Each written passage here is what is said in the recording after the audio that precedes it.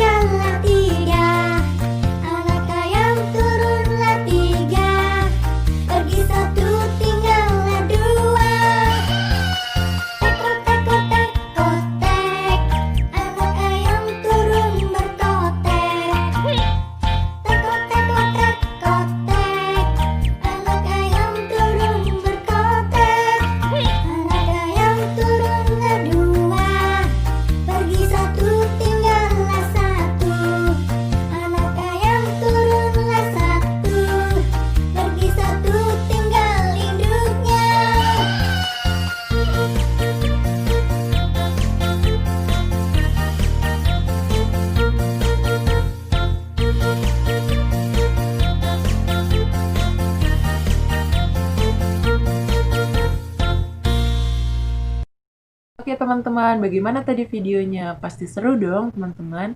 Sekarang teman-teman sudah bisa menyanyikan lagu Anak Ayam. Teman-teman, Allah menciptakan makhluk hidup dengan berbagai macam manfaat. Salah satunya adalah ayam. Ayam bermanfaat untuk kehidupan manusia dengan cara dimanfaatkan daging dan juga telurnya. Teman-teman tahu nggak nih, bagaimana caranya agar ayam dan telur ayam itu bisa kita konsumsi dan bisa kita dapatkan dalam jumlah yang banyak? Ya, tentunya dengan cara membuat peternakan. Karena peternakan ayam itu bisa menghasilkan daging dan juga telur ayam dalam jumlah yang banyak dan dalam waktu yang singkat, teman-teman. Nah, teman-teman bisa melihat di halaman 28, di sana ada contoh daftar jumlah telur yang dihasilkan beberapa peternakan dalam waktu sebulan. Nah, teman-teman, di halaman 28 itu ada contoh daftarnya. Yang pertama, peternakan A dapat menghasilkan 3.000 butir telur per bulan. Oke, teman-teman. Yang kedua, peternakan B dapat menghasilkan 1.500 butir telur. Peternakan C dapat menghasilkan 3.500 butir telur. Peternakan D dapat menghasilkan 2.000 butir telur. Dan peternakan E dapat menghasilkan 2.500 butir telur. Oke ya teman-teman. Nah, selanjutnya di bawahnya ada pertanyaan nih teman-teman. Peternakan siapa yang paling banyak menghasilkan telur per bulan? Nah, teman-teman cara mengerjakannya adalah seperti kemarin. Melihat paling depan angkanya yang posisinya adalah ribuan. Nah, teman-teman bisa melihat nih angka pertamanya itu. Ribuannya itu yang paling banyak yang mana? Ada angka 3, 1, 3, 2, 2. Nah, tentunya yang paling banyak adalah angka 3 ya teman-teman. Nah, selanjutnya teman-teman melihat angka yang nomor 2-nya.